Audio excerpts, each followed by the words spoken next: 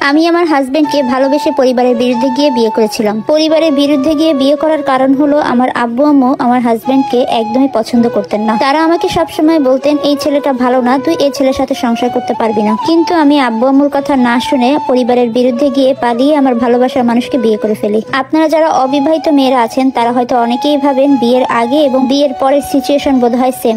আমিও তাই ভেবেছিলাম। সারাদিন হাজবেন্ডের সাথে খাবো, ঘুরবো, গল্প করব, একসঙ্গে ঘুমাবো, অনেক অনেক গল্প করব। সবচেয়ে বড় কথা, আমি যে মানুষটাকে ভালোবাসি সেই মানুষটাকে আমি সবসময়ের জন্য আমার কাছে পাবো। কিন্তু আমি যখন বিয়ে করে শ্বশুর বাড়িতে গেলাম, বিশ্বাস করেন পুরো অন্যরকম জীবন হয়ে গেল আমার। আমার শ্বশুর বাড়ির অবস্থা বেশ ভালো এবং খুব বড় পরিবারে বিয়ে হয়েছে আমার শ্বশুর, শাশুড়ি, দেবর, ননদ, ভাসুর, ভাসুরের ওয়াইফ, তাদের বাচ্চা কাচ্চা সবাই মিলে একসাথেই থাকি আমরা। সবাই মোটামুটি ভালো ছিল, খুব ফ্রেন্ডলি ছিল। কিন্তু আমার শাশুড়িটা একটু অন্যরকম ছিল। আমাকে দিয়ে প্রচুর কাজ করাতো, এটা নিয়ে আমার কোনো প্রবলেম ছিল না। কিন্তু সারাক্ষণ ভুল ধরতো, আজে বাজে কথা বলতো এবং আমার হাজবেন্ডের কাছে বিচার দিত আমার নামে। এই জিনিসগুলো আমার একটু খারাপ লাগতো। কিন্তু আমার হাজবেন্ড আমাকে যে পরিমাণ ভালোবাসতো, সেই ভালোবাসার কাছে এই কষ্টটা কিছুই না। আমি এই পরিবারটাকে একদম আমার আপন করে নিয়েছিলাম। যেহেতু আমার হাজবেন্ড বেকার ছিল, স্বাভাবিকভাবেই আমি একটু বেশি কাজ করতাম বা আমার বেশি কাজ করা লাগতো। পরিবারের সকল সদস্যের জন্য রান্না করা, সংসারটাকে গুছিয়ে রাখা। আমার শ্বশুর ছিলেন প্যারালাইজড রোগী, একদমই বিছানায় পড়া।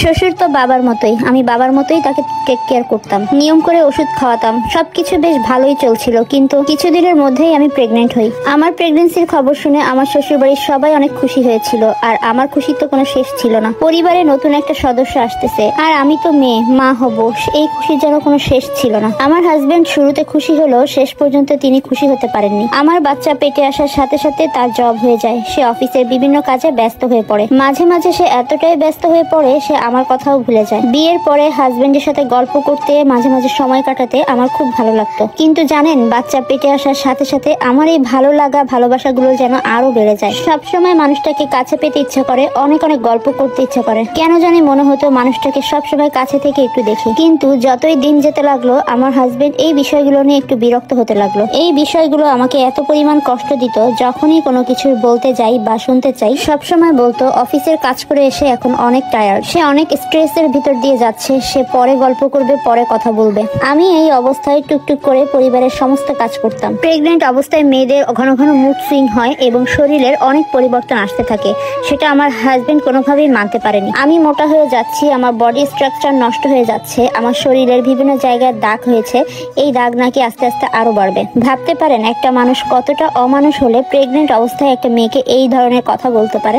একটা সত্যি কথা কি জানেন, টাকা হলে মানুষের রুচির পরিবর্তন ঘটে, অনেক স্মার্ট হয়ে যায়, মানুষের মধ্যে অনেক আধুনিকতা চলে আসে। টাকা হলে মানুষ অতীত ভুলে যায়। একদম শূন্য হাতে যে মানুষটার পাশে আমি দাঁড়িয়েছিলাম, একরাশ মুগ্ধতা নিয়ে যে মানুষটা ভালোবেসে আমাকে বিয়ে করেছিল, সেই মানুষটার কাছে আমি একদমই পুরনো হয়ে যাই। টাকা হলে মানুষের টেস্ট চেঞ্জ হয়ে যায়। বিয়ের পরে যে মানুষটা আমার হাতের খাবার ছাড়া বাইরের খাবার খেতে চাইতো না, কিন্তু সেই মানুষটার টাকা হওয়ার পরে আমি ভালো রাঁধতে পারি না, আমি অগোছালো, আমি অনেক মোটা হয়ে গেছি, আমি তার পরিবারের কোনো খেয়াল রাখি না। আমি থাকা অবস্থায় তার বাবা দিনের পর দিন অসুস্থ হয়ে যায়। আমি ঠিক মতো কথা বলতে পারি না, অশিক্ষিত মেয়েদের মতো কথায় কথায় ঝগড়েন আমার বিরুদ্ধে, বলে শেষ করা যাবে না। একদিন রাতে আমার হাজবেন্ড আমাকে ডেকে বলেন উনি আমার সাথে আর সম্পর্কটা ক্যারি করতে চান না, এই সম্পর্কটা রাখতে চান না। তার মুখের এই কথাটা শুনে আমি কি উত্তর দিব, আমি আমার মুখের ভাষা হারিয়ে ফেলেছিলাম। আমি কোনো রকম কোনো কথার উত্তর না দিয়ে তার সকল সিদ্ধান্ত মেনে নিয়ে চুপচাপ তার সামনে থেকে চলে আসি। পরের দিন সকালে বাবা আমাকে নিতে আসেন। আমি রাতে বাবাকে ফোন দিয়েছিলাম। বাবা আমাকে দেখার পরে বাবার আর বুঝতে বাকি থাকে না যে আমি কি পরিমাণ শারীরিক এবং মানসিক নির্যাতনের শিকার হয়েছি এই বাড়িতে।